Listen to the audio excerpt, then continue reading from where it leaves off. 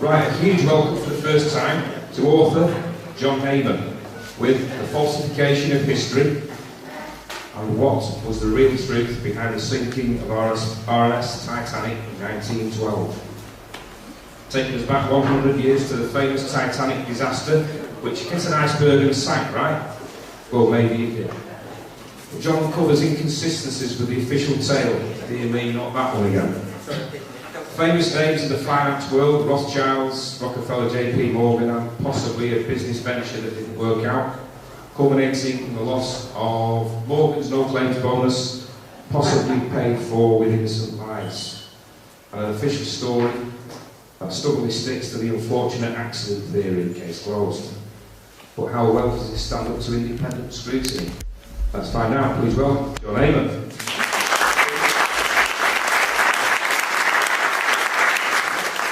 Thanks very much, everyone, and welcome to the real story about the sinking of the Titanic. Just first of all, can everyone hear me at the back? Okay.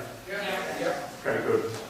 Right, what I'm going to tell you tonight is quite a complex little tale, or quite a complex large tale. So what I've tried to do, I've put together a PowerPoint presentation that hopefully tries to simplify it.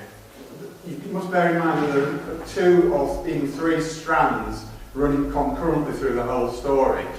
And of necessity, I do tend to skip from one to the other and back again. And I try to make it make sense, but please bear with me if there's bits that you don't follow, because like I said, it is quite complex, but it does all come together at the end.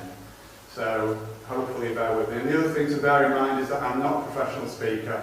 I'm a writer and author, so if you're all expecting Ian R. Crane, then you might as well get your money back now. I'll do my best. Okay, so off we go. We all know what that ship is, and we've had it thrust at us almost from being this high. This story has been part of our folklore for as long as anybody can remember in living memory. So we all know what that ship is, or do we? That's actually not the Titanic. It's an identical twin sister of the Olympic.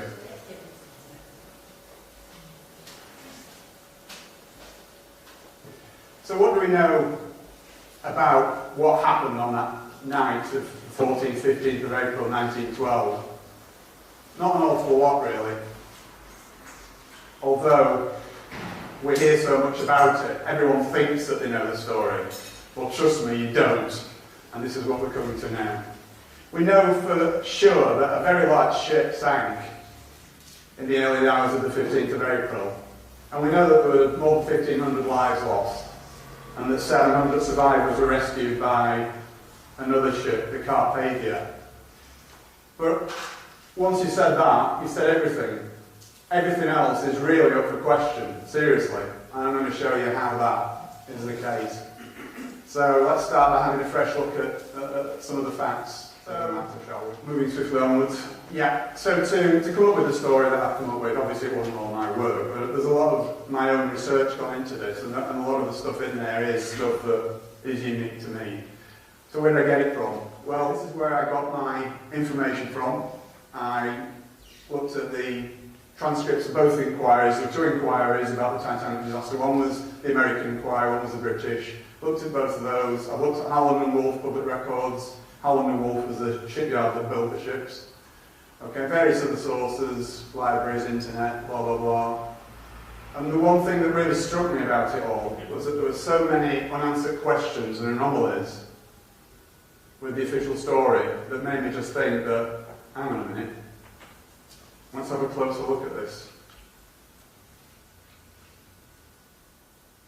So what does the official story consist of? It's basically all those things. Can we all read that at the back? Is it large enough? Yes. Yeah, okay. So at the risk of just standing here and reading the slides, it's basically all propaganda from the White Star Line.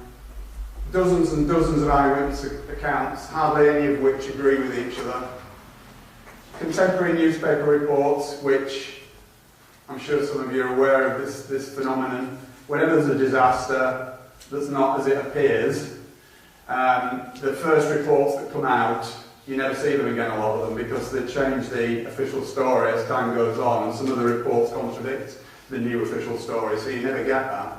So by looking back at old newspaper reports, I've actually found a lot of stuff that's never mentioned and absolutely conflicts with the official story. Okay? So the inquiries were generally regarded as a whitewash. Okay? And the conclusions that they came to were so obviously incorrect as to be mind-blowing. There was also a British and US government cover-up, which again, as we go on, I'll talk more about that. And one of the things that has been responsible for the apocryphal tale about the Titanic, one of the major things that's been responsible for it, is a book, which some of you may have read, and a film, which some of you may have seen, and it was this one. I'll just click on now. It's called A Night to Remember, and it was written by a guy called Walter Lord. And Walter Lord, just for a bit of background on him, he was an ex-CIA agent. Now, the first thing that interested me was what on earth is an ex-CIA agent doing writing a story about a shipping disaster 40 years previously.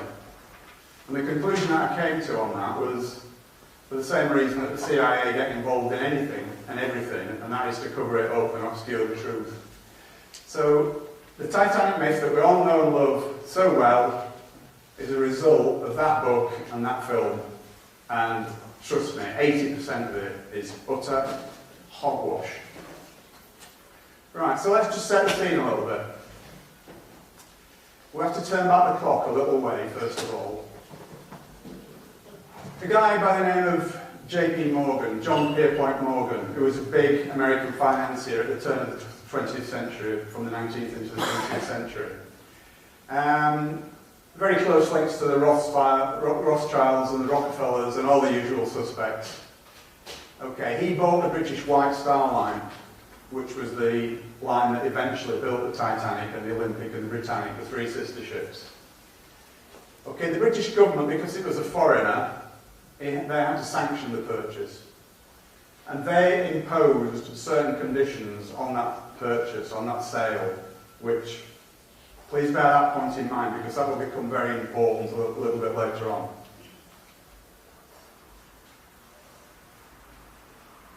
Okay, there's Mr. Morgan himself. What a nice man.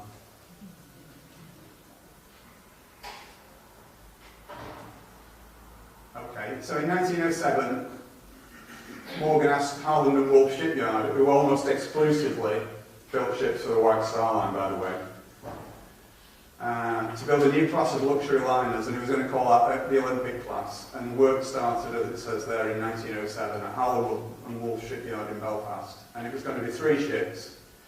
Firstly, the Olympic, closely followed by the Titanic and the Britannic, which came a little bit later. And these were going to be the largest moving objects that had ever been built at that time.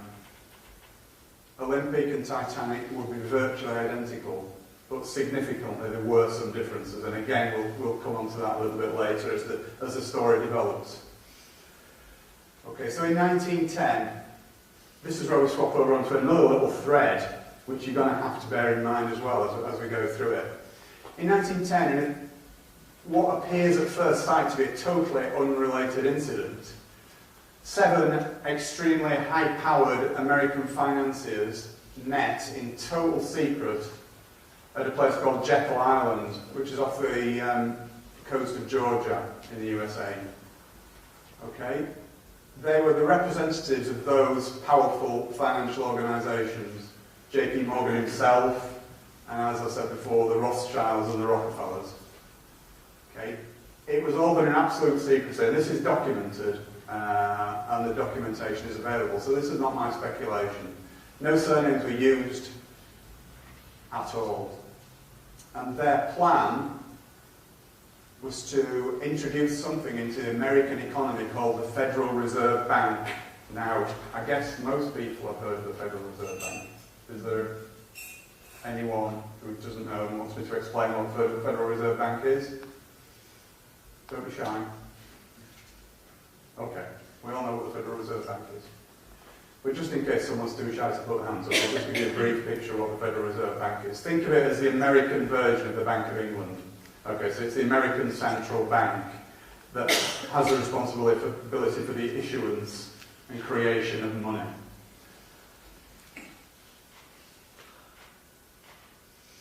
Okay, now, the reason for the secrecy was that there was some powerful opposition to this plan.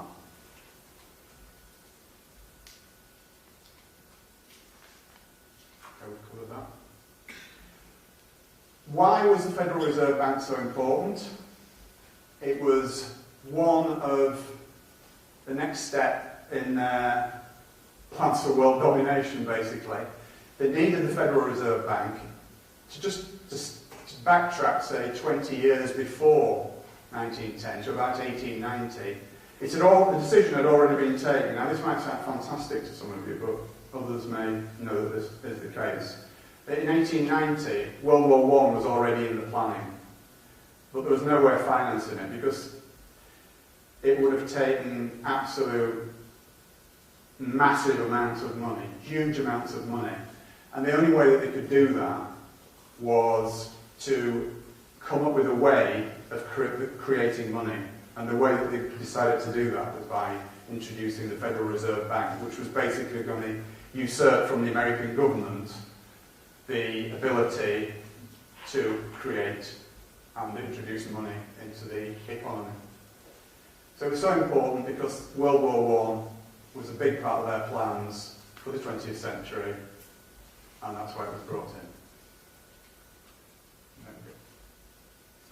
But as I say, there were powerful interests opposing the Federal Reserve Bank, not from any benevolence of the masses, of the ordinary people, but only because it would seriously diminish their own fortunes.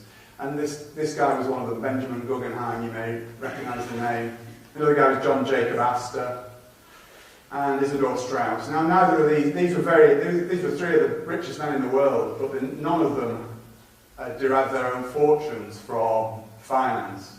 It was industry, retail, leisure, but not finance, and that's very important. I'll just give you a moment to read that. I won't read it out myself, but that's an important statement from Henry Ford that Henry Ford made in 1918. And he was talking about the Federal Reserve Bank.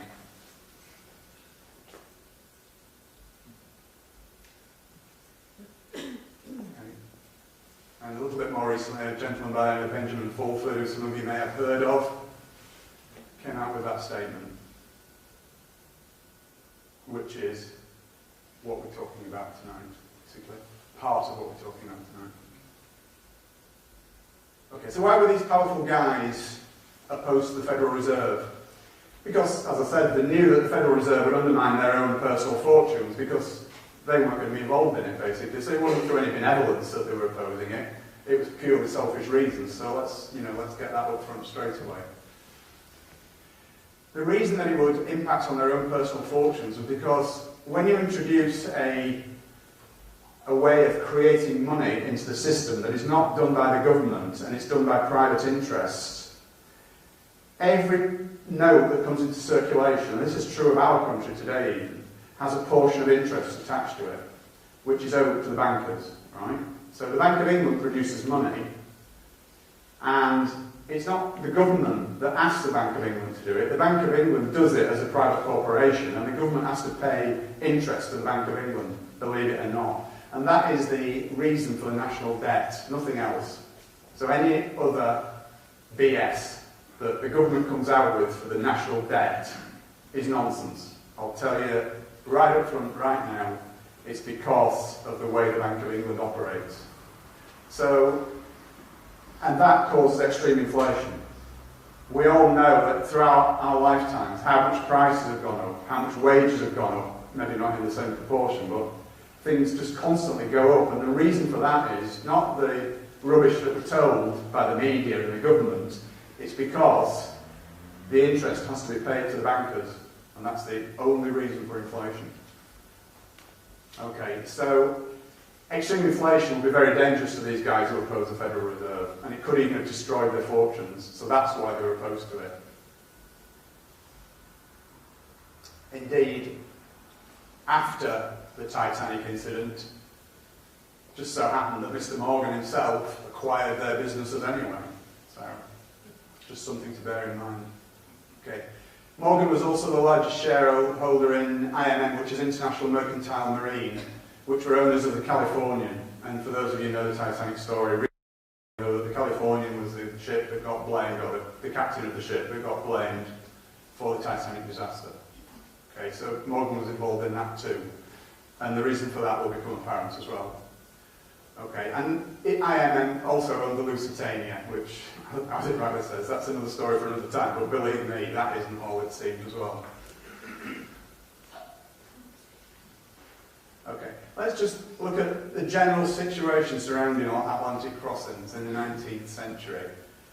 After all, the 1912 and 19th century had only finished 12 years previously. But it was mainly immigrants going to America. And basically, the ship owners didn't care. They were just worthless lives, these people, you know, just poor people. So they overloaded the ships. They overinsured the ships. Insurance scams were absolutely rife. They didn't care. Okay, and it was also an industry that was noted for fraudulent practices. So, moving on apace.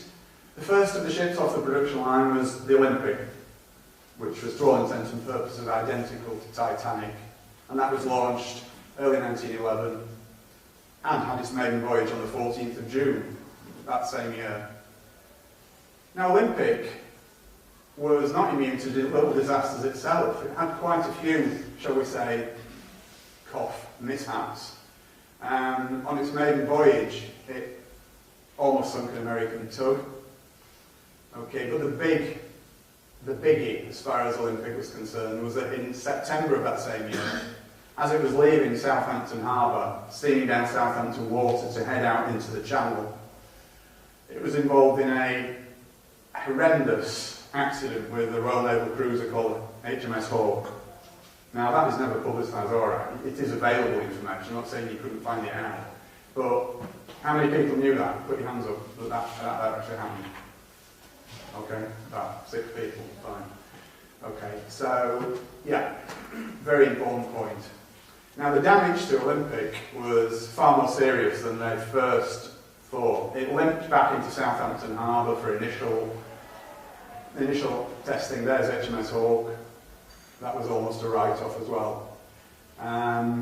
But Olympic went back to Southampton and they did the initial damage assessment and they found a huge hole. And by huge hole, I mean a huge hole. You'll see a picture of it in a minute. But even worse than that, there was all sorts of unseen damage as well. There were bent and broken beams, metal beams. There were thousands, hundreds of thousands of rivets that popped. Steel plates were completely ripped away. It was a mess. It was a mess. There we are.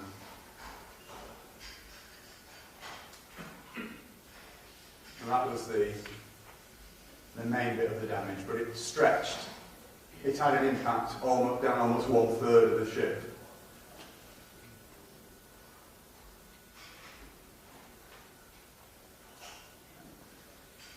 Now, the biggest problem that it had was it had twisted the keel of the Olympic, and this was causing a huge list of port. It was quite dramatic, actually, the list of port, and again, that becomes important in a little while. Even the temporary patches to get it back to Belfast, because bearing in mind in those days, this was the biggest ship that had ever been built in the world. The only place where there was a dry dock big enough for it was at Belfast. So they had to patch it up at Southampton as best they could, using divers, to get it back to Belfast, to the dry dock.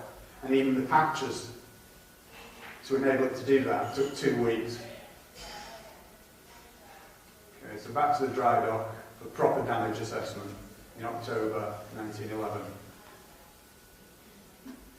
In the meantime, whilst all this was going on, any accident involving a Royal Navy ship, there has to be an inquiry, and that inquiry is undertaken by the Royal Navy. And of course, wouldn't you just know it, who was at fault for the accident? It was the Olympic. Now, this was pretty serious. pretty serious. The Lloyd's of London declined the insurance claim, which was an absolutely massive blow to the White Star Line. Now, it was not only liable for damage to Olympic, but it was also liable for damage to HMS Hawke, and this was going to run into many, many millions of pounds, and in those days, millions of pounds were serious money. And the upshot of it would be that had that been allowed to continue, then White Star would have been bankrupt. There's no question about that. But I believe that the conclusion that the White Star Line came to was that the Olympic was absolutely irreparable because of the twisted keel, mainly. I don't know any of you seafaring people, but the twisted keel on a ship is pretty serious. So they got basically two options: scrap it, which would have definitely meant the end of the line for not only White Star, but Holland and Wolff as well, who, if you remember I said, they almost solely built ships for White Star. So if White Star went down, then so did Holland and Wolff. Obviously they went for the patch-up option. I think they were just buying time, to be honest, see what could happen. So they patched it up, and that took 7 weeks. So bear in mind that 7 weeks out of commission, it was a lot longer than 7 weeks if you take the time before it, from after the collision until the 7 weeks began, and then add the 7 weeks onto the end of that. It's a lot of time for a ship of that magnitude to be out of service. The speculative investment that JP Morgan and co. had put into the Olympic class meant that they needed a return on their investment really, really quickly. And not only were they having to pay for all these repairs, but they were losing the revenues that would have been generated by the Olympic traversing back and across the Atlantic, taking passengers. So it was a huge, I can't stress that enough, it was a huge financial blow to them. Okay. Now we know that steel struts were put in place to brace the keel, and I will return to that towards the end of the presentation. So just bear that one in mind as well. Okay, and also to expedite the repairs, they actually borrowed the starboard propeller from Titanic, which was not finished, but it was well underway. It was probably about 2/3 of the way built at this time. Okay, so basically they needed Titanic in service as quickly as possible, along with Olympic, to start generating revenues. Otherwise. Okay, so Olympic was actually involved in yet another collision, believe it or not, when it got back into service in January 1912. And it lost a propeller blade. It had to get back to Southampton. And we know that there was severe vibrational damage, which obviously didn't help the cause at all. And it created enormous stress on what was an already badly damaged ship, even though it had been patched up. So back we go to Belfast again, propeller blade replacement.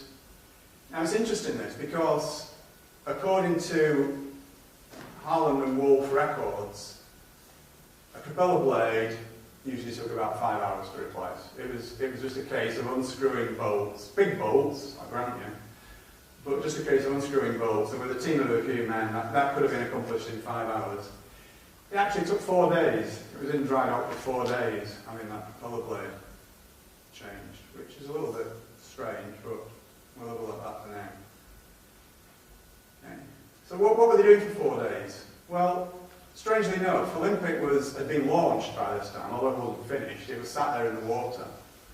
And they were photographed together several times in Belfast around this time. Don't forget, this is like 3 months before Titanic's maiden voyage, and they were together. Originally, the Titanic was meant to be going out on the 20th of March, but that was put back to the 10th of April. Partly because of all the contretemps with Olympic. And there they both are, the two sisters sat together. Almost identical. Almost. Let's look at the differences. Okay. On the forward part of C deck, which is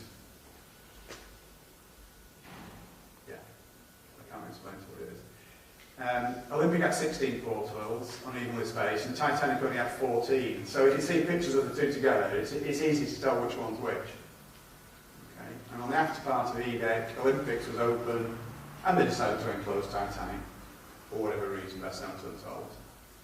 Okay, so did they switch them? Well, let's have a look. I think they decided to switch them with a view, you probably guessed by now, with a view to sinking what had been the Olympic to claim the insurance money. Okay, and that, I think that decision was taken shortly after Titanic had been launched. Okay. It wasn't as that big a job. In those days of non-mass communications, there weren't hundreds of photographs, there weren't TV programmes about them, there weren't news broadcasts about them. It would have been quite simple to do. They took a hand-picked group over one weekend, and there is apocryphal evidence for this, that there are urban legends existing amongst the White Star, amongst the Harland and Wolff, the descendants of the Harland and Wolff workers from that time, that said that they'd been passed down from grandfather to father to son, that this had gone on.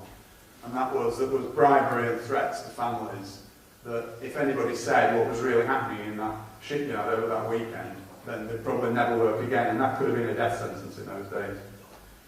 No such thing as social security. Never work again. And as I say, it would have been a reasonably simple procedure.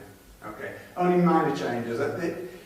They put carpets down in Titanic, which they never planned to do, and the reason they did that, I think, was to cover the scratched liner from what had been originally Olympic. They need to change the nameplates, they need to change the life belts, they need to change the lifeboats. And there's Titanic when it was launched with the 14 portholes on sea deck. And there's Titanic on its maiden voyage with 16 portholes. Draw your own conclusions from that. Okay. So what other evidence do we have? Okay. There are photos showing 16 portholes, one of which you've just seen by magic. Olympic was open to the public prior to its maiden voyage, and incidentally, does anyone not find it strange, all the fuss and hoo-ha there was over Titanic's maiden voyage? And yet Olympic didn't get that. Why would that be? Olympic was the first one off the production line. Surely that should have been reserved for, as I say, the first one off the production line, not the second one. But again, we'll come back to that.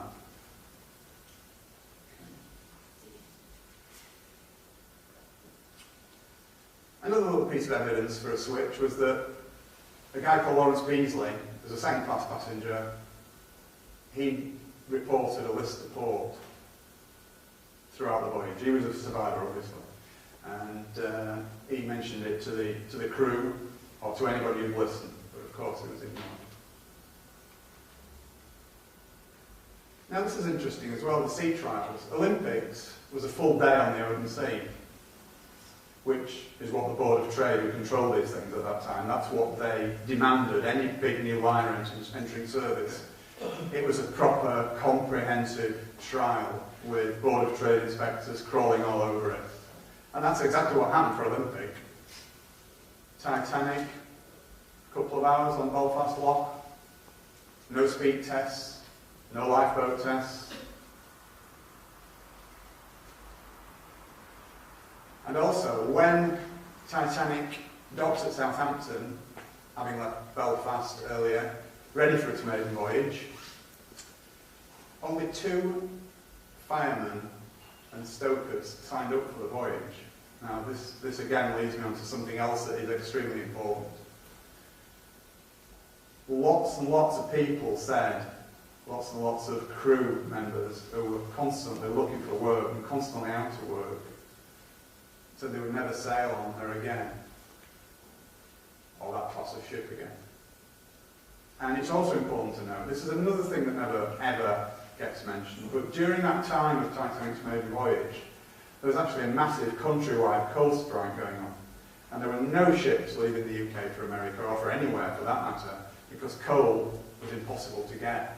So there were thousands and thousands of ship workers, stokers, waiters, stewards, you name it. Thousands of them were out of work because they only signed on for one voyage at a time. No matter which line they worked for, they only signed on for one voyage at a time. So as soon as they docked back in the country again after they'd been away, they were out of work until they could find the next ship to sail on. Now there were thousands of them laying idle because of this coal strike, and none of them signed on. Why would that be?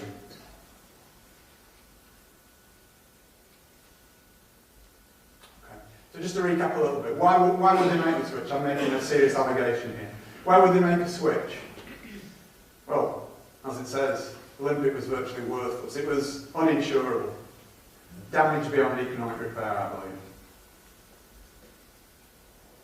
White Star Line and Harland and Wolff would have been bankrupted. So did Mr. Morgan, forever with an eye for the main chance, look at it as an opportunity to kill two birds with one stone? Because now this leads us back to the other thread, which is the Federal Reserve again. We have the opponents of the Federal Reserve, Messrs. Guggenheim, Astor and Strauss. It would have been far too dangerous to just bump them off in separate accidents. It would have just been so obvious. Who would suspect that in the aftermath of a shipping disaster of that magnitude that these people have been murdered? If they were murdered, of course. So, back to JP Morgan's kill two birds with one stone. Not only was he going to sink the Olympic disguised as the Titanic and claim his insurance money, he was also going to get rid of these guys who could have made life very, very difficult for him and his oppos and their plans for world domination. Okay. Let's take a little look at Edward Smith, the captain of Titanic, who had also been the captain of Olympic on its maiden voyage as well. And he switched Titanic for its maiden voyage. Captain Smith is generally regarded as being a hero. In all the apocryphal tales that you read about Titanic, Captain Smith, the hero that went down with his ship. He was actually, he had an appalling safety record. He was generally known as a braggart and a show-off, and he used to take great delight in throwing these huge liners around as though they were ducks in a bath, basically. He had more than several serious accidents in his career. I'll just highlight a few. You know, 3 in the Olympic for a kick-off. The Republic, the Germanic, the Coptic, the Majestic. The crew were killed, and that was well covered up actually, that one. So again, I dug that out, but I only had one source for that. There's no other mention of it anywhere, the fact that crew were killed in the Majestic's accident. So he was not the guy that he's portrayed to be, shall we say. Okay, so I believe what happened was, Bruce Ismay, who was the owner of White Star Line, no, he wasn't the owner, I beg your pardon, he was the managing director of the White Star Line. He was brought into Ismay's confidence, and Ismay used his record, his appalling track record, as a lever, and virtually twisted Smith's arm to carry out this conspiracy that they'd all planned. Okay. They were told that the Californian would be standing by. This is the ship of whose captain actually got the blame for the Titanic disaster from the 2 inquirers. Okay, and basically he had to comply, but in doing so he insisted on choosing his own crew. And again, this is something that's quite interesting because it's a known documented fact, and this hasn't been covered up, this is quite true. The fact that just before the Titanic's maiden voyage, all the senior officers were swapped around. They brought in a new one and all the others went down a notch, which they weren't very happy about. But that did actually happen. Smith chose his own crew for that. There you go. Pecking order of his existing officers was affected. Now, there are several puzzling facts about this. Again, as I've already alluded to, despite the coal strike that was going on, they still had difficulty finding crew. What did these people know, these thousands out of work? There was all sorts of rumours going around amongst the crew members of all the different ships, that there's not all was well with Titanic. Chief Officer Wilde, who was the guy immediately below Captain Smith in the pecking order, he actually wrote a letter to his sister just before Titanic embarked from Southampton. And in that letter he said, "I still don't like this ship. Still don't like this ship." It was the first time he'd been on it, allegedly. Olympics maiden voyage had been absolutely fully subscribed. Titanic was just over half full.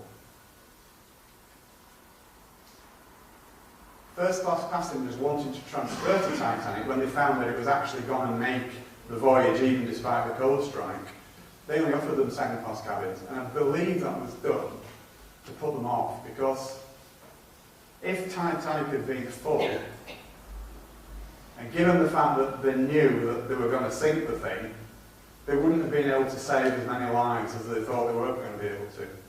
So I believe that was the reason for that. Okay? And even more,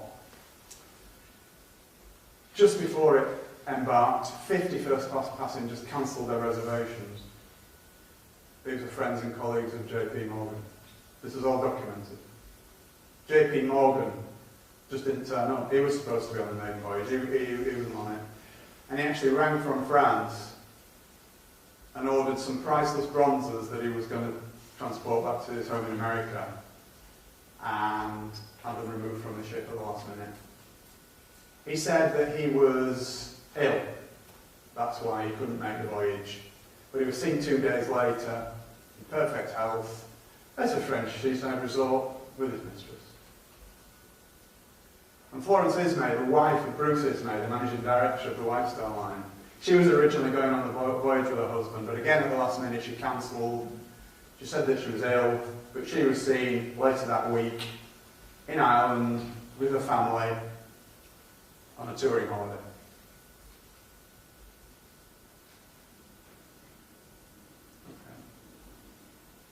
So what do we know about the Californian? We all know that the Californian was the ship that never came to Titanic's rescue and got the blame for the disaster. Yeah? Is everybody aware of that fact? Right, well, California, this is quite an interesting issue as well. Again, despite the coal strike, Californian left England, I think it left London, 5 days before Titanic. It's had a full complement of coal somehow. Nobody knows how or why. Well, we know why, perhaps. It's had no passengers. I mean, just that fact on its own. It's had no passengers. Why would you send a ship across the Atlantic with no passengers? People were clamouring for passengers across the Atlantic. Everybody was stranded because there were no ships leaving. So the one that is leaving has no passengers. Does that make sense? It's just me. Okay. And also, this is really interesting. I was gobsmacked when I read this. I'm sure you will be as well. There was no cargo. Does anybody know what the cargo was on the California? The only cargo that they had? No. Sorry? No. 3,000 woolen sweaters and 3,000 woolen blankets. Exactly. There she is, the Californian, and there's Captain Lord, who was the master of it. So, on the 14th of April, the Californian came to a dead stop in the middle of an ice field. Now, the story we all hear about that is that, well, of course it stopped because it's in the middle of an ice field. It's too dangerous to carry on. No. Captain Lord, he was a tall man for those days. He was 6 foot. But for some strange reason, he decided to spend the entire night of the 14th and 15th of April on a sofa in the chart room fully clothed. Again, it's all documented. This is not conjecture on my part. It's all documented. He ordered the boilers to be kept fired. Now, normally when ships shut down, for whatever reason overnight, they shut the boilers down to save fuel. Okay? And the crew were made to be on standby overnight. Okay? So what was he expecting? what was he expecting? I can't imagine. I really can't imagine. So back to go to the Titanic, and again, I'm sorry we keep having to swap around, but because everything's happening concurrently, it's not just a chronological story, it's backwards and forwards, so I hope you're sort of following it, and I do apologise for the intricacies of it, but it's the only way I can tell it really. Okay, so again, I mentioned this before, huge fanfare and build-up to the maiden voyage. Olympic, nothing. Could it possibly have been the reason for Titanic's massive publicity? Was it to attract the social greats of the day to it in great numbers, including Messrs.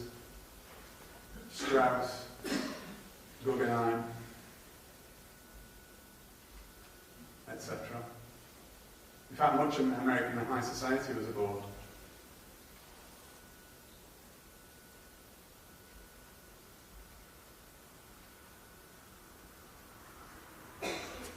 Okay, so let's move on now to Titanic, the maiden voyage. She set off from Southampton on the 10th of April. She called it Cherbourg in France, and then she called it Queenstown Island, which is now called Cove Island, and then set off across the Atlantic. And late on the evening of the 14th of April, we know that the Titanic received 6 messages from the Californian, 3 of which were warnings of icebergs, which is fair enough, but 3 were personally addressed to Captain Smith from Captain Lord. Now, we never found out what it actually said in those messages, but I would love to. I really would. And one of the things that so we do know what it said in one of them. It was a precise location of where California had stopped for the night. And why would it do that? Why, I mean, just think about that. With the benefit of hindsight, if you like, on what we now know about what was going on. Why would he tell him exactly where California had stopped for the night? What was the point of that? They weren't even part of the same shipping line. Okay. It's also a documented fact that Captain Smith delayed turning the Titanic west on the southern track. There were different tracks going across the Atlantic for different times of year, mainly to avoid icebergs. But he delayed it for 10 miles, which actually put Titanic directly into the ice field. Was that a coincidence? I don't. But again, this is something that did come out. This is something that is prevalent in stories like this. We know that for a fact that the radio operators were busy with passenger messages, so they weren't really taking an awful lot of notice of other ships and their wireless traffic at all. So everything was concerned with getting the first class passengers messages to their family and friends in America who were probably waiting for them at the quayside. Okay, so according to them, they didn't receive the Californians' last messages. So again, draw your own conclusions. Now, we know that there are several other ships in that ice field in exactly that same region that night. And they were all travelling at full speed, so why was the Californian stopped? It stopped and closed down for the night. And we're told, as I said before, that this is because you cannot run at full speed through an ice field. But that is just hogwash, and I'll come on to that a little bit later. This was Titanic's route from Queenstown across to New York. You can just see the edge of the ice field there. It doesn't show very well on the slide, but it's there. And it's just there where Smith turned into the ice field. And that's where the accident took place. If it was an accident.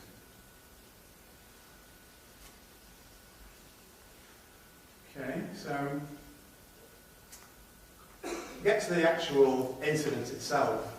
It's 11 o'clock in the evening, 2 lookouts, Fleet and Lee started their watch, their shift.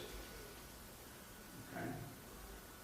And strangely enough, as Captain Lord had done, Captain Smith also decided to spend a night fully clothed on a sofa, not in his cabin. 1:35 p.m, the iceberg was sighted and a warning was sent to the bridge. And the helmsman was ordered to port around it. Which, incidentally, doesn't mean turn to port, it means turn to starboard. It's a bizarre thing, but it actually means you turn to starboard, which is the right, and you port around something. It means that the rear end swings out like that. Sorry if nobody can see my arm, I do apologise, but it swings round it like that. So that's called porting around it. Okay, now that would have been fine. That would have worked perfectly. They would have missed the iceberg, completely missed the iceberg, apart from the fact that somebody reversed the engines, which guaranteed a collision. Because the speed Titanic was going at, porting around it would have taken it, at full speed, would have taken it a wide berth around the iceberg and past it. But reversing the engines meant that it was like slowing right down, so it didn't have time to get past the iceberg. So that actually more or less guaranteed that there would be a collision. So why was that done? Again, it's all very strange, all very weird. First Officer Murdoch, who was on the bridge at that time, so he was effectively in charge of the ship while his superior officers were sleeping or off duty. Did he deliberately guide Titanic into the iceberg? Because it was him that gave the order to reverse around. This is an experienced guy, you know. He wasn't a rookie. He'd been around a bit. He'd been on the ships for 20 years. He knew what he was about. You don't get to become first officer of a huge liner like that without knowing, you know, what's right and what's wrong when you're issuing instructions to helmsmen. So that in itself is very strange, and leads me to think that something wasn't right now. Now, another interesting point is that Titanic's turn circle was 1,280 yards, which, as it says on the slide, is about 2/3 of a mile. And its stopping distance from full speed is at 850 yards, which is just under half a mile. Right. Now, in his testimony to the American inquiry, Lightoller, who was the second officer, said that the iceberg had been visible from 2 miles. So, when you just read that information again, given that fact, why did it hit an iceberg? If its stopping distance from full speed, and it wasn't even travelling at full speed, was 850 yards, and the iceberg was visible from 2 miles, something's not right. The iceberg should easily have been avoided, in other words. The other aspect to this is that there were, despite what you may believe or think, there were only actually 6 eyewitnesses to the alleged iceberg collision. Only 4 of whom survived, and all these were working class. And what I mean by that is they were the ordinary seamen. Right? No passengers witnessed it. They were ordinary seamen aboard the Titanic. The 2 officers that witnessed it, well, we'll see what became of them in a short while. Murdoch allegedly shot a passenger and then immediately committed suicide, something which his family have vehemently disputed ever since, or his descendants. 6th Officer Moody allegedly drowned, which just left Quartermaster Oliver, who stated at both inquiries, "I saw nothing," even though he was on the bridge. The helmsman, Hitchens, who was immediately transferred to a job as harbour master in Cape Town upon landing in New York. Lookout Frederick Fleet and Lookout Reginald Lee were the only 2 who actually gave any evidence at all at the inquiries. Any or all of those could easily have been coerced and bribed, in much the same way that the Harland and Wolff shipworkers were. Just the simple expedient of threatening them with the loss of livelihood. It would have been a piece of cake. Okay, another strange anomaly. After the the iceberg hit, or Titanic hit the iceberg, which we prefer, Captain Smith ordered Titanic half speed ahead for 5 minutes. Now, why would he do that? The thing was taking water. Was he trying to get closer to the Californian? Then as soon as they spotted a ship on the horizon, immediately he closed the engines down. Very confusing. So what we'll do now is I'll just do this little recap, and I think it's time for a break. Okay, so now we have a ship standing dead in the water, Olympic, Titanic. A rescue ship standing by, which we believe to be the Californian. We have messages sent from California stating its position, for whatever reason. Smith can see a stationary ship on the horizon, and he assumes it's the Californian, and therefore everything is going to plan. And I think we'll leave it there on a little break.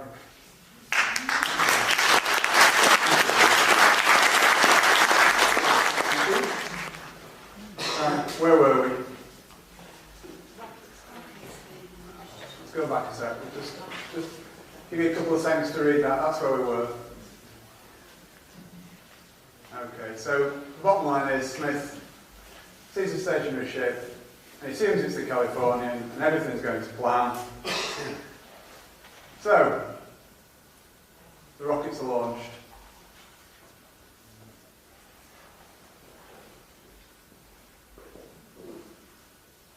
Okay, so Titanic starts sending out its signal rockets around midnight. The signals were seen by the Californian's crew, but only white ones, and that's significant because Captain Lord was heard to ask his senior officers more than once what the colour of the rockets, the ship that they could see on the horizon was sending up, and he was told white every time he asked, and he kept asking the same question over and over again. Was he expecting red or blue? Because Titanic actually sent red, white and blue signals up. So Lord actually did nothing because he kept being told that it was white signals only. So that begs the question really, were these white only rockets, were they from another ship?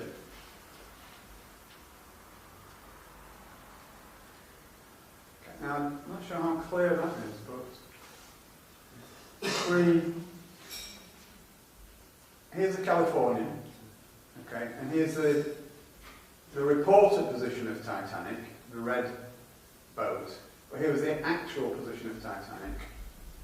And in between the Californian and the Titanic, again, this is something that is not reported widely, there was a smaller ship called Samson. Obviously that's a little bit exaggerated, but you can see the effect of the curvature of the Earth.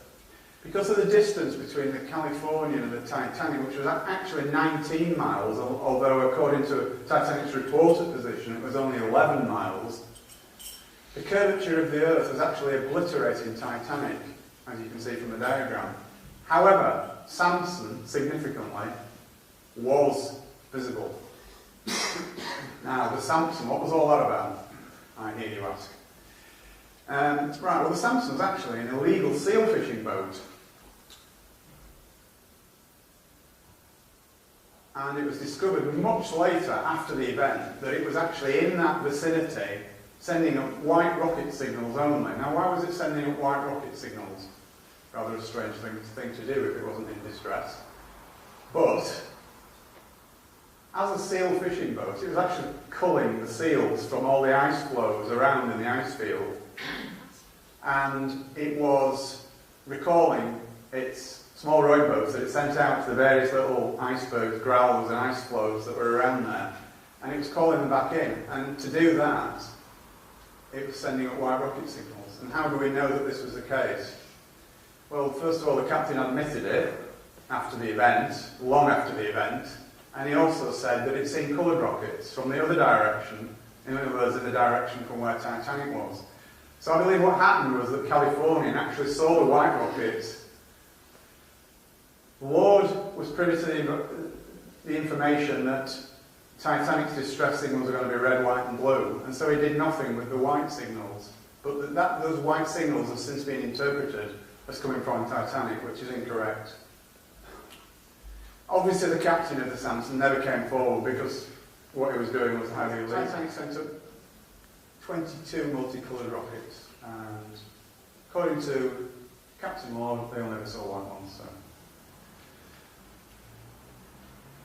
So this is quite an interesting conjecture. Did Titanic even hit an iceberg at all? I mean, on the surface of that just sounds such a ridiculous question, doesn't it? It just brings everything that you've ever known about the situation into question, and it just seems impossible at first glance. But there were only 4, as I said, working class witnesses, for want of a better description. And one of those, Fleet, the lookout, he completely refused to answer questions. Oliver saw nothing at all. And Hitchens, the helmsman, he was given a new job in South Africa very hastily before the British inquiry. So, and the other lookout, Lee, he gave conflicting testimony. So in other words, what he said at the American inquiry and what he said at the British inquiry were 2 contradictory things. But then there's another interesting incident, which again is never covered in the apocryphal story, and this concerns something that was referred to in contemporary reports as the yellow funnel steamer. Okay, in the aftermath of the alleged collision with the iceberg, there was a yellow funnel steamer spotted by several, not eyewitnesses to the accident, but several people who came onto the deck of Titanic, stated to newspaper reporters in New York that they'd seen a yellow funnel steamer disappearing off into the distance. And also, there was a lifeboat floating nearby when the Carpathia picked up the survivors. It was definitely not from Titanic because it was a different colour and a different design. And furthermore, all the ice on the deck, I mean, again, there's lots and lots of eyewitnesses reports about the deck being covered with large chunks of ice. Fine. Everybody assumes that that's from an iceberg, but it was an extremely cold night. And there was literally hundreds and hundreds of yards of rigging on Titanic. The wireless masts were just, in effect, like rigging going from one end of the ship to the other. And they would have been at 28 degrees Fahrenheit, which is what the temperature was at the time. They would have been absolutely liberally coated with ice. Any collision at all would have shaken loose literally tons of ice from not just the rigging, but from the masts and all the different cabins and structures on the deck. So it's quite feasible that even if it didn't hit an iceberg, there could be copious amounts of ice skating around the deck. So was the yellow funnel steamer perchance an icebreaker that did the disastrous damage to Titanic?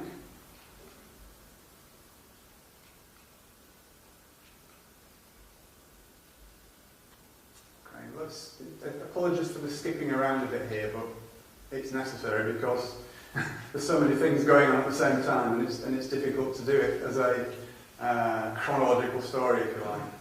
But Edith Russell, who was a British survivor, was adamant that she said that Titanic's officers told her that the Californian was on its way to pick up everyone. This was in the immediate aftermath of the collision with whatever it was.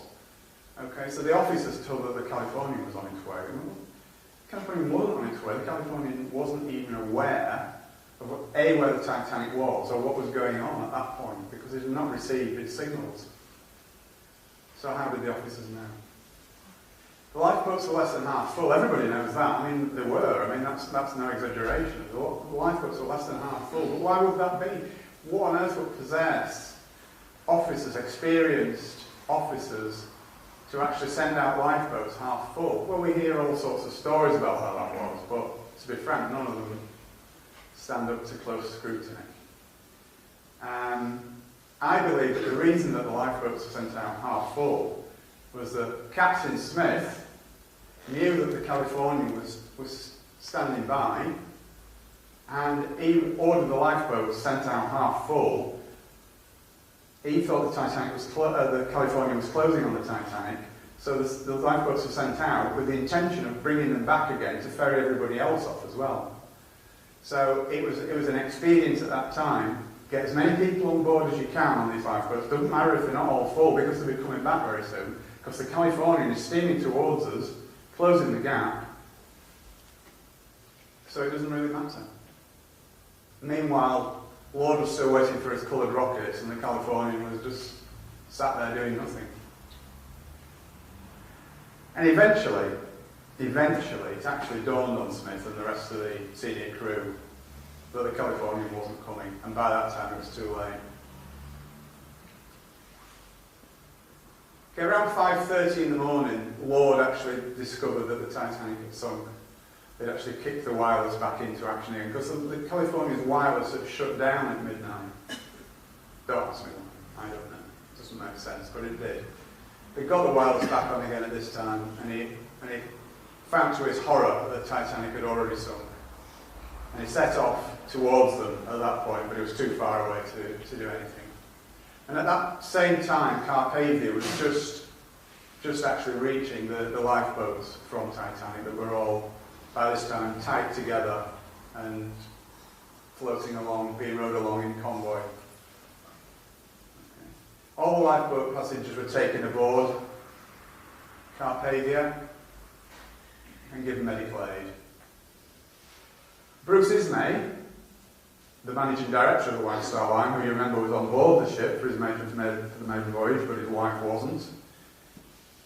He was allegedly in complete and utter shock, distress. He was taken to the doctor's cabin and sedated, but that's contradicted by the fact that at around that time he also sent 3 messages around 10 minutes apart to the White Star officers in New York. So again, a strange anomaly.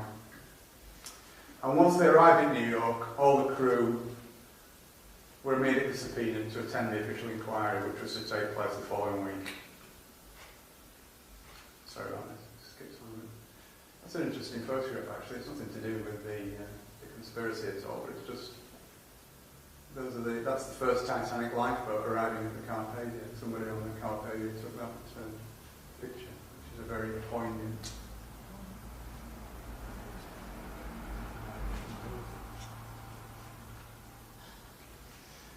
Well, let's move on to inquiries now, because again, these were generally regarded as being complete whitewashers, both of them. We'll cover the American one first.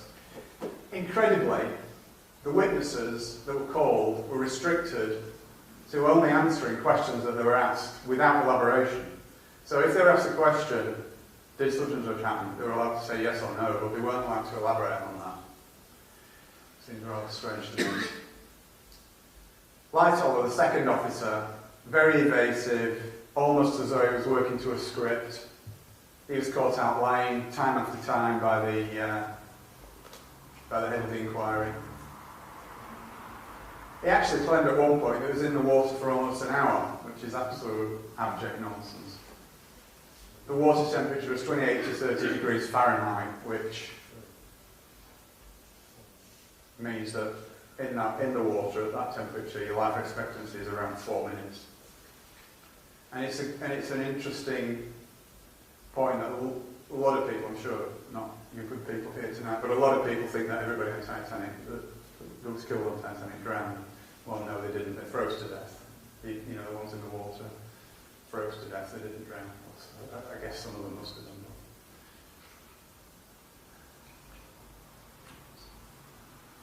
that. Lightoller referred to the inquiry as a complete farce, and he wasn't wrong. Stacks and stacks of contradictory evidence. I've got loads of examples, but there's far too much to cover in an event like this without boring you all silly.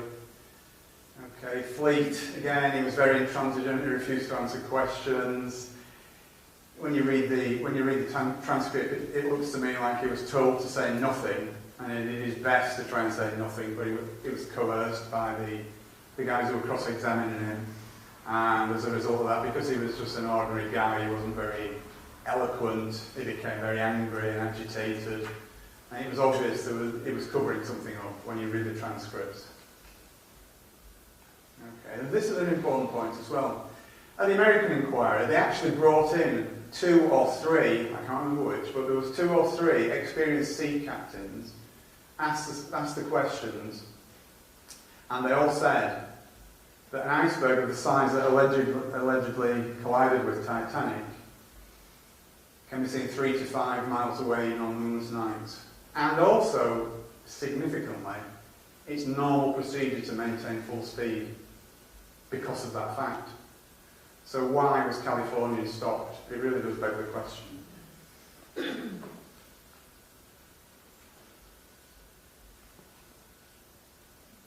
Okay, so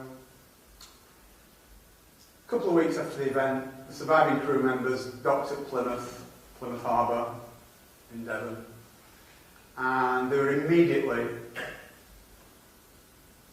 held against their will. They were kept in a holding pen, for want of a better word, overnight. There were 165, from memory, 168 perhaps, and they were all held against their will overnight, which is obviously illegal. They had no access to union representatives, and they were forced, coerced, to sign a document that they believed to be the Official Secrets Act. I think it's more than likely that they were threatened and bribed with the same old thing. Speak anything about what happened on that night, and you'll never work again. So moving on to the British inquiry. This was conducted under the auspices of the Board of Trade. The Board of Trade was the organisation that used to oversee anything that went on at sea. And it was the Board of Trade, for example, that set rules about the numbers of lifeboats that ships could carry. They did inspections of ships that were meant to be seaworthy, etc.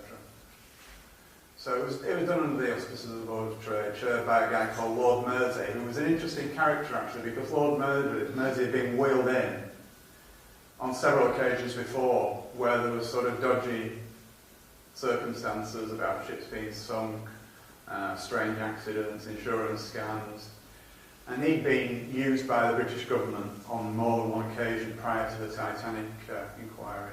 So he was quite a colourful character as Lord Mersey. Okay, and it's interesting as well that the large loss of life was partly obviously, not wholly because of the conspiracy, but partly due to the inadequate Board of Trade lifeboat regulations, which said that they only needed to carry enough lifeboats for half the passengers in effect. So it was very extremely unlikely that any inquiry conducted by that Board of Trade would be anything approaching impartial, because it had to protect itself. Same old thing, isn't it? You know, we know the drill, we know the MO. And it was at the drill hall in London where the acoustics were so poor that neither spectators or press could accurately follow proceedings, so they couldn't really understand what was going on. And again, I believe it was all part of the same whitewash. Both inquiries, in fact, were regarded as a whitewash at the time. If you read contemporary newspaper reports, even the newspapers of the time were very pro-establishment, with making statements like whitewash and things like that. So, and interesting as well, Harold Sanderson, who was one of the directors of the White Star Line at the time, under his cross-examination, he referred to the Titanic as the Olympic all the time. On at least 12 occasions I counted in his testimony, he called the Titanic the Olympic, which might be just an accident. But and there's Lord Mersey, a pillar of the establishment, and that's an actual photograph of the inquiry at the drill hall at the time. Okay, so yeah, it was a whitewash. The British inquiry found that Captain Smith wasn't to blame. The lookouts weren't to blame. The design and construction of Titanic wasn't to blame. The officers and crew of Titanic weren't to blame. The White Star Line wasn't to blame. It was Captain Lord's fault. Obvious, really, isn't it? So poor old Lord was the scapegoat. Although I'm sure he was in on the plot, it was a bit rich to actually pin the entire blame on him. And unfortunately, that's what history has done. History tells us that Captain Lord was the villain of the piece.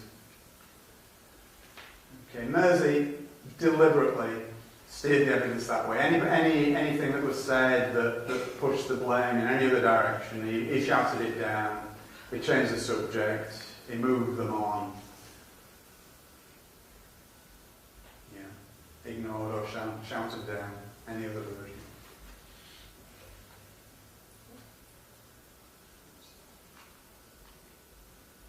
Okay, and he actually deflected the attention away from lots of other things that I would have thought might have been sort of fairly important.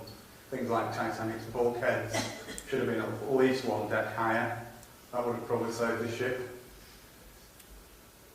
And the fact that the Board of Trade, if you remember right at the beginning of the presentation, I told you about the sea trials. They signed the Titanic off after about an hour and 40 minutes of sea trial on Belfast Lock.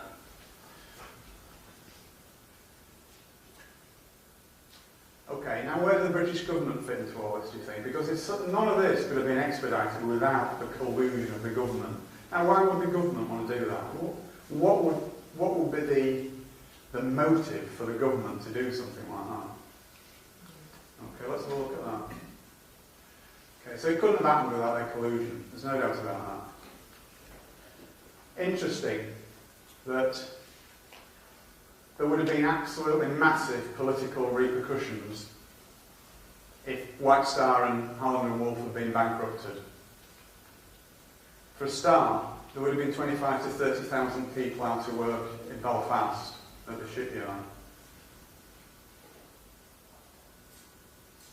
And when you take into account all the dependent industries, that figure would have risen much, much higher. Okay, the Liberal government who were in at the time, under Asquith, would probably not have been re-elected. But more importantly than any of that, obviously important, but not as important as, if you remember, again, cast your mind back to the beginning of the presentation, I said that Morgan came to an agreement with the British government, which he had to do in order to take over the White Star Line in 1903. Okay, so in taking over the White Star Line, he agreed that any White Star Line ship at all could be requisitioned as troop carriers in the event of war. And given the fact that we know that World War I was already the plans for World War I were already well advanced, you have to trust me on that, it is true. This was extremely important. If Morgan had not had this agreement, he could have just taken ships away. Even if the White Star Line had gone bankrupt, he would have been able to take away the assets from the company, which would have been the ships, and the government would have lost their troop ships. Which is what it says on the next slide, basically. As a major creditor, Morgan would have been perfectly entitled to exercise his rights to seize those assets, the ships, and the government would have had no troop ships. So the government therefore fixed the inquiries, in my humble opinion, in collusion with the US government, which did the same on their side of the pond. As we know, they all work together anyway, don't they? Okay, and then, well, not least of all this, there was an element of insurance scam involved as well. It cost 2.5 million in money at that time to build, which is, it's near like 200 million now, but it was 2.5 million it cost. The damaged Olympic would have been insurable for much, much less if it had ever managed to sail more than halfway across the Atlantic again. And it was a fact that White Star Line normally insured its ships for about 75% of the value. So even if Olympic, sorry about that. So even if Olympic had been, even if they'd been able to claim insurance on the Olympic, it would have been around 1.8 million I say the Olympic Titanic, we'll take a pick which one it is. In fact, the insurance on the Titanic was up the week before the main voyage to £3.2 million, which was a nice little killing for Morgan. Okay, now we're getting towards the end now. You'll be pleased to hear. But this is very, very interesting. Okay, as we all know, the wreck was discovered in, I think it was actually 1985. That's incorrect. I think it was discovered in '85 by Robert Ballard and a French underwater diving team. Obviously, we've all seen pictures of the wreck under the sea, and it's in extremely poor condition. Obviously after 100 years on the seabed, it would be, wouldn't it? That's not a surprising statement at all. Now, it's interesting that the grey undercoat was only used on Olympic. Titanic's was black undercoat. Okay. But another interesting point is that there's a picture that was taken inside the Titanic on the seabed of the marble fireplace in Ismay's cabin, and it exactly matches the marble fireplace in Ismay's cabin on the Olympic. Now, we all know that marbling, there's no two pieces of marble that look exactly alike, but trust me, these two pieces of marble look about as alike as it's possible to get two pieces of marble to look. And the starboard propeller on the Titanic at the bottom of the sea is clearly stamped 401, and I'll show you a picture of that in a moment. And what's significant of that, you may ask? Well, if you remember, when the Olympic was back in for repairs, they pinched one of the Titanic's propellers. Now, Titanic's build number was 401. So, if the propeller had been swapped, and the propeller at the bottom of the sea says 401 on it, draw your own conclusions from that. And importantly, when Ballard examined the wreck in detail, he had with him a set of blueprints of the Titanic. And he was really puzzled because in the wreck it is full of longitudinal steel braces on the keel, which are not in the original blueprint. Now, if you remember, I said that when the Olympic was repaired, it had steel braces put on the keel. That's the previous slide, but I'm just emphasising the steel struts to brace the keel, which was one of the repairs that were made. Remember that these braces did not appear on the Titanic's blueprint. Okay, so there's a picture of Olympic at her launch, grey undercoat. Titanic's launch, black undercoat. I don't know what's got in there, but it's quite interesting anyway. But if you there's, usually says sea deck, I don't know. You can't count them from here, I do appreciate it, but that is Olympic, photographed in Southampton in 1929, and it's got Titanic's 14 portholes. So there you go. Now, 29. It was scrapped in 37, I think, or 38 maybe. Okay, so let's examine the wreck a little bit now. I'm nearly there now, I promise. Okay, so again, it's not a very clear picture, but if you look at these, where the paint has run here, you can clearly see the grey undercoat peeping through. And we know that there's only Olympic that has grey undercoat. So that's an interesting little point. And there's the 401 stamped on the propeller. It's not that clear on this picture, but you can just about make it 401. Olympics build number was 400. So again, I'll make the points because it's important that that propeller was swapped. Titanic's build number was 401, so that should have said 400 on it. Had it been the Titanic. Now, the other interesting point that I wanted to make was that it was White Star Line policy to rivet the names of its ships onto the hull. It didn't engrave I beg your pardon, it's the other way around. It engraved the names of its ships into the hull. It didn't put iron letters stamped and riveted onto the hull. They were actually engraved into the hull, not standing out in relief. Now, This is a close-up of the Titanic hull, and you can clearly see the letters M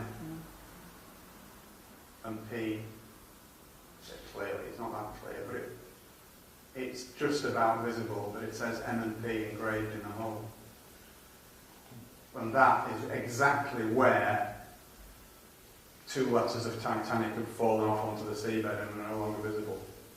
So again, it's all evidence. So that's where the letters were. So we're nearly there now. What became of these people? What happened to them all? All the major players in this little conspiracy of mine. They all died on board Titanic, but significantly, and I believe this is significant, none of the contemporary reports, none of them even attempted to escape, as far as we know, which I find a little bit strange. At least one of them should have. But nobody ever saw them. Nobody saw them afterwards. They all sort of died quietly and just disappeared. What became of the Olympic, or the Titanic, whichever one you believe it is? It successfully plied its trade across the Atlantic for another 25 years or so. What happened to the insurance claim? Well, Lloyd's of London immediately paid out the full 3.2 million, and that, just by coincidence, secured the future of both White Star Line and Harland and Wolff. And also, what became of the plans for the setting up of the huge scam that was the Federal Reserve Bank? Well, the Federal Reserve Bill was passed without serious opposition. You'll all be absolutely gobsmacked to hear. On the 23rd of December 1913, when 9/10 of Congress had gone home for the Christmas holidays, it was introduced early that afternoon, and it was about that thick apparently. So no one ever had time to even read it, let alone digest its implications. Okay. And as I sort of mentioned earlier on, it's the beginning of the American national debt, just like the British national debt began with the Bank of England in 1694. The American national debt started in 1913 and currently stands at 16 trillion. Now, trillions a millions for the purpose of this. They're just mind-boggling numbers, and it'll never be paid back, ever. It's impossible. So basically, we're all in debt, or they are in debt, and their descendants as far into the future as you can possibly imagine, forever. And that debt is increasing. And more importantly, the Federal Reserve Bank enabled the bankers to fund World War I, which is what they've been aiming on doing for the previous 20 years. Obviously World War I started the following year. So, that's it.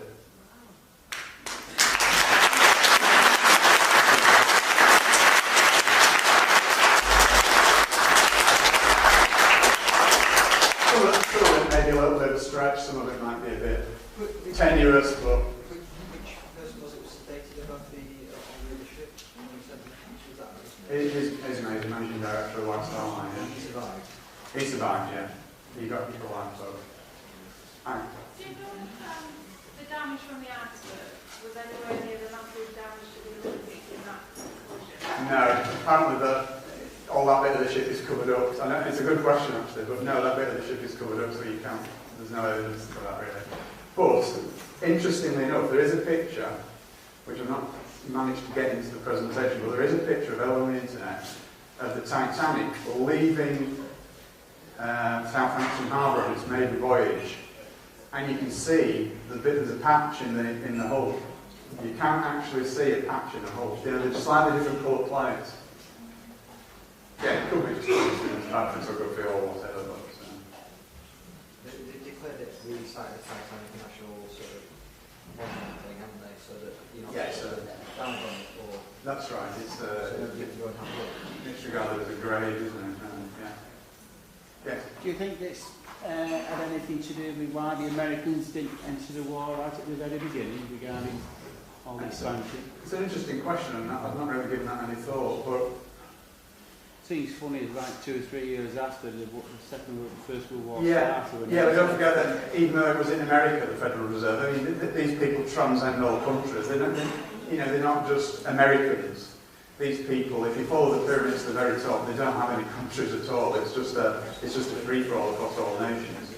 You know, you could argue that all nations have only been created anyway to create an illusion that we live under, that things are as they are. But these people know no country boundaries. The countries don't matter to them at all.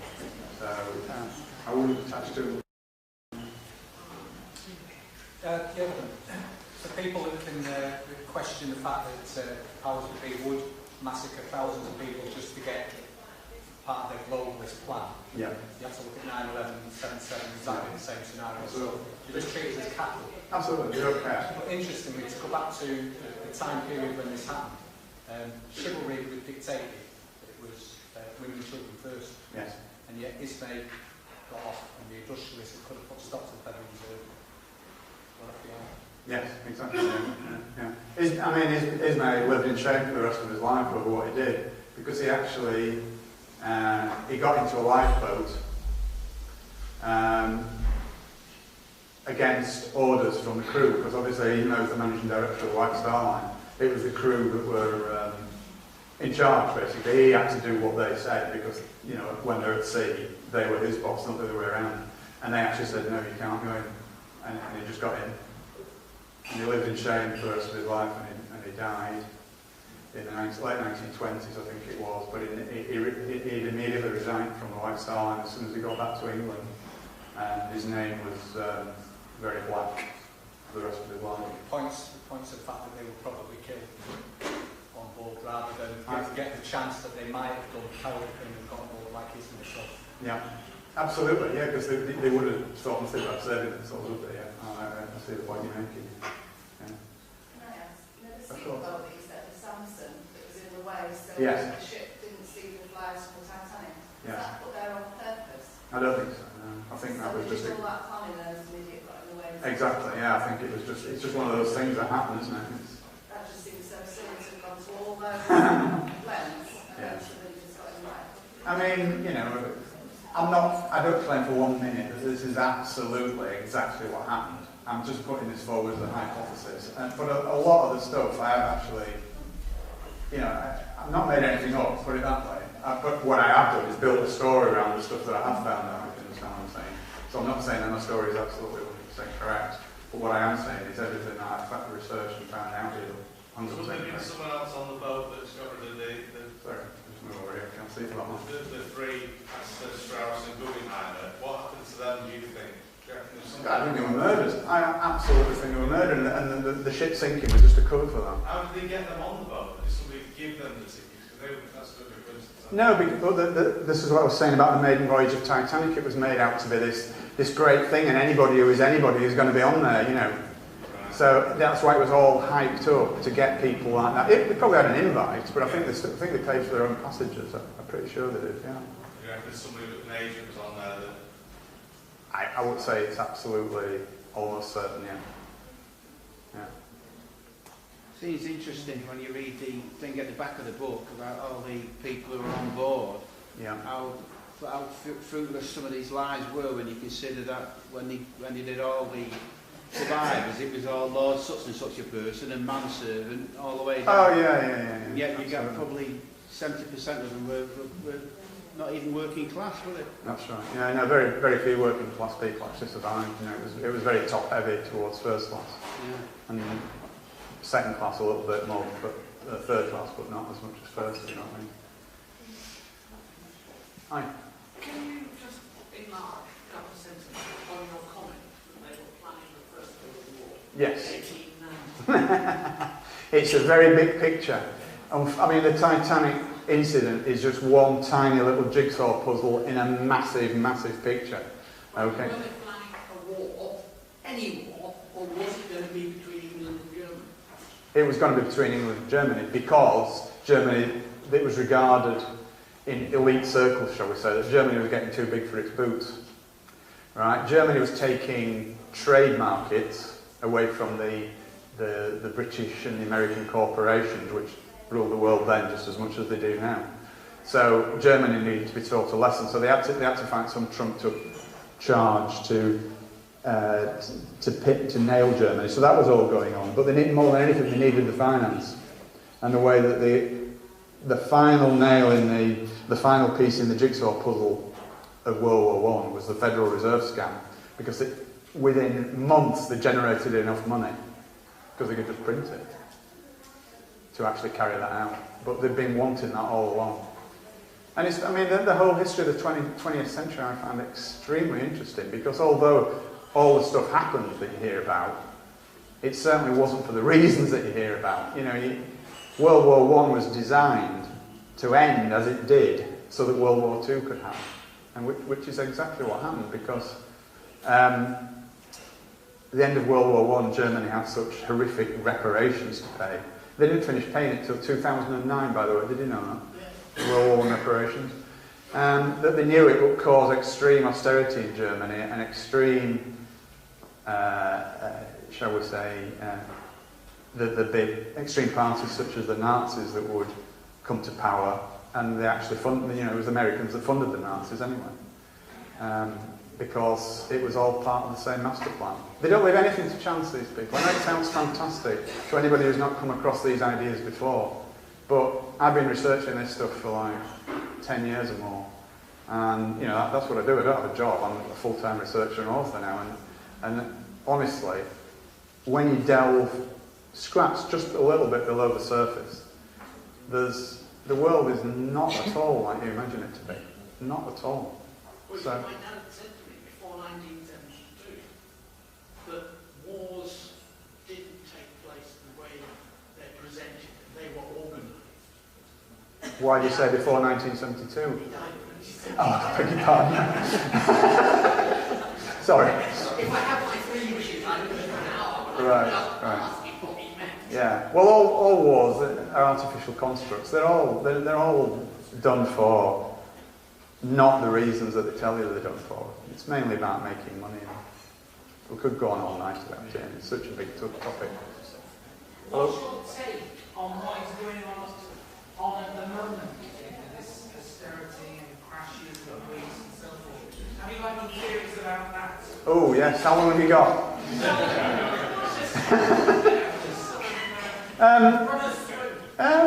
Well, again, it's only my view. I wouldn't suggest to speak for everyone, but it's all part of the same thing. It's about control of populations. I mean, when you think about it, let's just take the Greek situation and the Spanish situation as an example. Who does Greece owe all this money to? Owes it to the EU? Who does Spain owe it all to? Owes it all to the EU. Every nation is in debt to the EU or to other countries in the EU.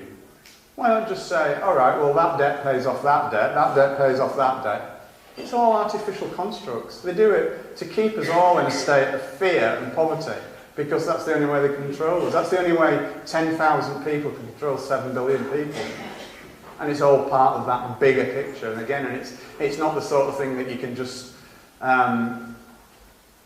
address in a 2-minute soundbite, if you know what I mean. It's a much, much bigger picture, and there's a lot more to it. I mean, it's just staggering in its complexities. You can't put it all down to the central banking cartel. Yeah, it's them that I don't know if you heard what he said, but he said that you can put it all down to the central banking cartel, and exactly, and that's what the Federal Reserve was about. Everything is down to them. These people own the earth, yeah? They own the earth, they own governments, they own corporations. If you follow any pyramid to the top in society, they're there. And they control all governments, everything. They're all puppets dancing to the tune of these people, these bankers who own the earth.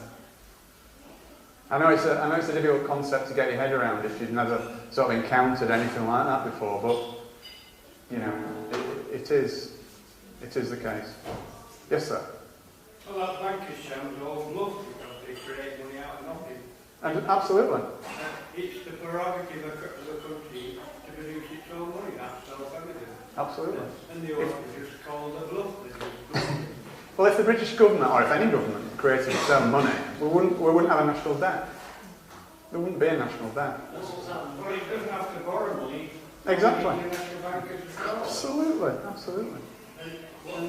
Well, there's Japanese are supposed to be borrowing 700 million Japanese to build a nuclear power station.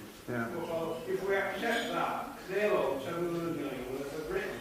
But if the government that created 200 million to build a power station, that will contribute to the wealth of the nation, Yeah. and we get all the benefit, and we own it.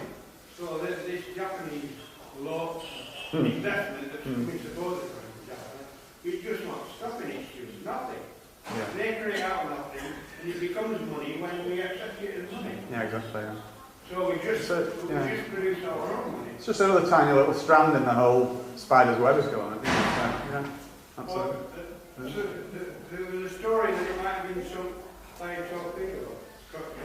You did mention another ship there. Well, it could have been, yeah. Yeah, I mean, it was just my presumption that it might have been an icebreaker. It could have been a torpedo for all I know, yeah. Have you ever heard the idea? I've read it. No. I mean, one thing I didn't mention in the presentation was, and perhaps I ought to, is that the actual hole in the side of Titanic was very strange. It was a very strange shape. Yeah, that's it. It was about that wide, and it was about 60 metres long. But the interesting thing about it was that it actually penetrated 1.6 metres into the ship. Now, how can a piece of ice do that? Have you ever seen a piece of ice that shape? That's 1.6 metres long and only that wide, and yet can break through steel. So what are you actually saying? Well, I'm saying I don't think it was ice that did it. So what do you think? I think it was an icebreaker. I guess it, to be fair. Oh yeah, I understand that. Yeah. But I suppose I'm more saying that it wasn't ice rather than what it actually was. John, I think you've done a fantastic job on a really complex subject. Thank you very much. Absolutely splendid. Thank you. Your name, ladies.